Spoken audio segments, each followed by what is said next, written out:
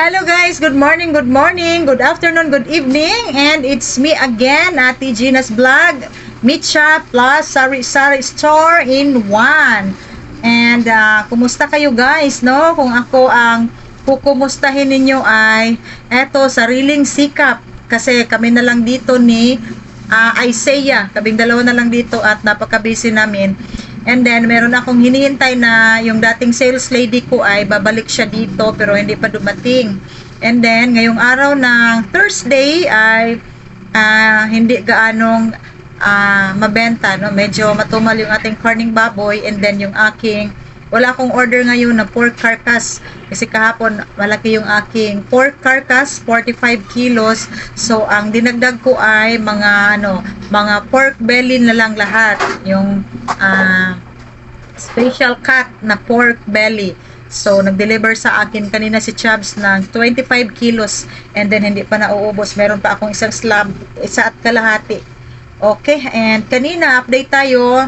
Dahil Thursday ngayon, meron tayong order sa Virginia hotdog, kaunti lang, worth 3,000 pesos.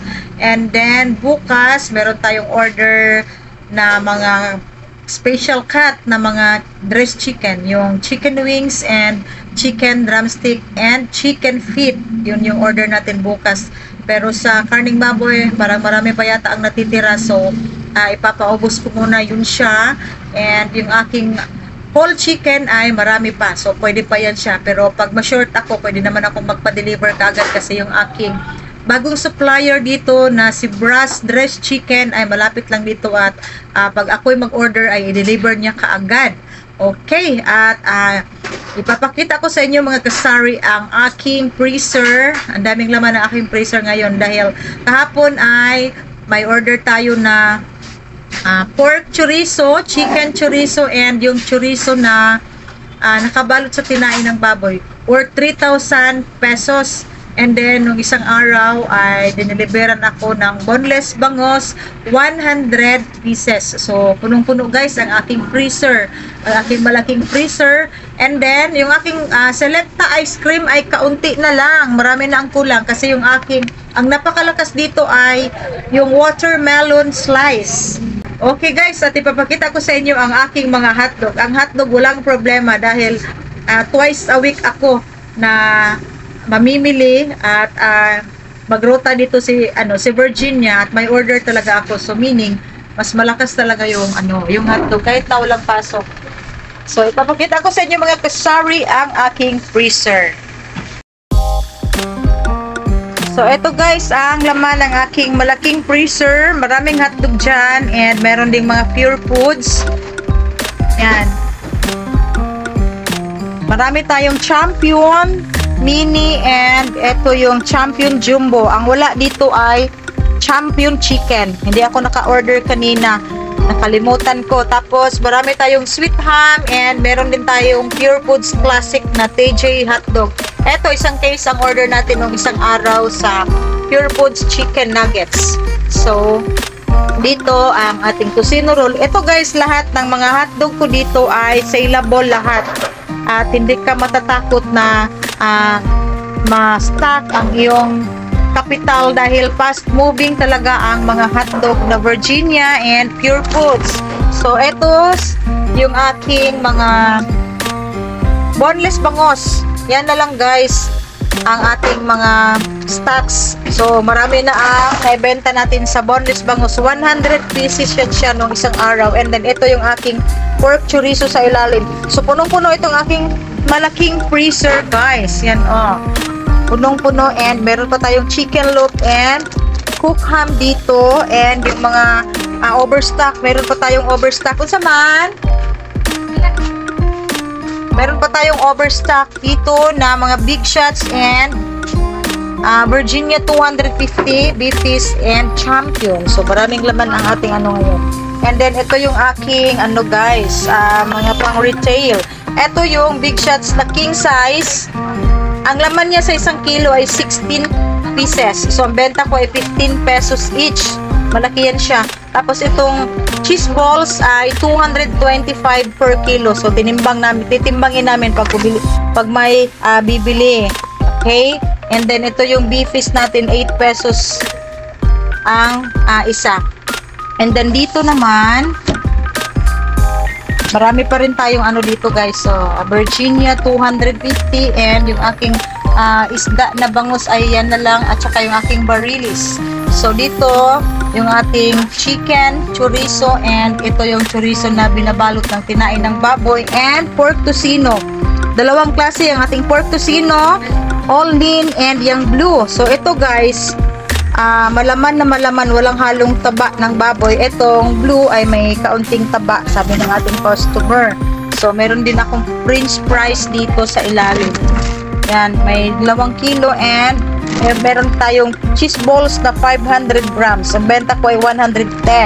And ang ating chicken liver, marami tayong chicken liver dyan. Okay, at dito,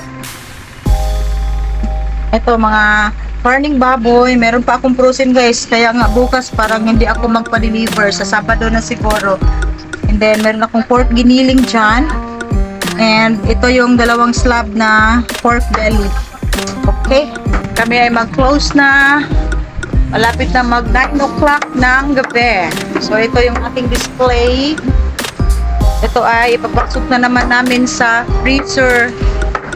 Okay, whole na ay magitatad.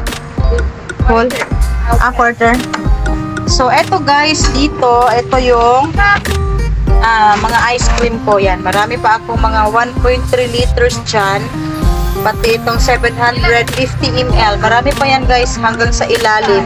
And then, ito na lang ang cornetto. Ito yung mga saleable dito na everyday ay may bumibili. Pero sa half gallon ay minsan lang. And then, itong watermelon slice. Ito lang ang nagmumove. Ito, hindi gaano. 15 pesos ang benta ko. So, dito, kasi marami na ang kulang at may space na ang mga basket. So, dito ko dinidisplay ang aking bagong mga french fries. Ito guys, 115 ang ating puhunan. 150 ang benta ko. Tapos, marami pa tayong mga pure foods doon. Yan guys, mga pure foods natin na mga hotdog. And then 444. Kami iday 56. Okay, meron pa tayong mga stocks dyan and naglalagay din ako guys ng ice. Okay, discarte lang guys kasi kasi na mabayaran natin sa kuryente. So dito hindi pa kami tapos mag-arrange. Mula nang lumayas si Mister. Ito guys, ang dami pa namin trabaho. Ito, hindi ko pa na-arrange talaga. Hindi ako kontento sa arrangement dyan. Kasi, parang nagkalat pa sa aking paningin. And then, bukas, yung aking isang gondola na galing sa bahay ay dinala ko dito. So, dito ko ilalagay silang 2. Kaya, yung delivery ko kanina na mga mineral water, 11 cases ay dito na sa kusina. Dito na guys. Ito guys. Dito ko na sa loob nilalagay. Ito, meron tayong 8 case ang 1 liter, 8 case, and then 3 case ang 500 ml. Kasi pag doon ko pag dito ilalagay ay napakasikip na, and then bukas mag-arrange kami ni IC dito dahil kaming 2 lang ni IC. Girl power talaga at napakabigat ng trabaho namin. Okay, so eto guys ang marami pa tayong natitirang farming baboy dito. Sa breast chicken, walang problema. So, ang lang, si frozen na yung farming baboy. Okay, at dito na lang magtatapos ang ating update and ang ating vlog araw na ito. Thank you so much. Thank you so much for watching again my YouTube channel and see you on my next vlog. Bye-bye! So mga kasari, ito yung aking order ngayon sa Virginia hotdog. Ito lang guys, ito lang ang kulang na pandagdag lang natin ito kasi noong Monday ay marami tayong na-order sa kanila. So dito meron tayong 5 pack lang na big shots na cheese balls, 500 grams. And then meron tayong 10 pack na tocino roll and 10 pack din na sweet ham, and 5 packs lang ang ating cooked ham dito kasi meron pa tayong stocks, ayaw ko lang maubusan, so nagdagdag lang ako para hindi tayo mauubusan ng mga sweet ham, cooked ham, ganyan, kasi sa Monday pa ang kanilang Next, ruta. So, ito yung 30 packs na Virginia 250. Napakalakas nito guys. And then, meron akong biniling kaunti lang sa Lots for Less. Kasi naubusan ako ng ano guys, ang aking Tanduay Select kagabi ay marami tayong naibenta. So, isa na lang ang natitira dito.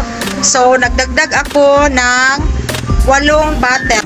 Tapos guys, meron tayong jersey ibap kasi hindi pa ruta ng jersey dito. So, nagkuha muna ako sa Lots for Less ng 20 cans.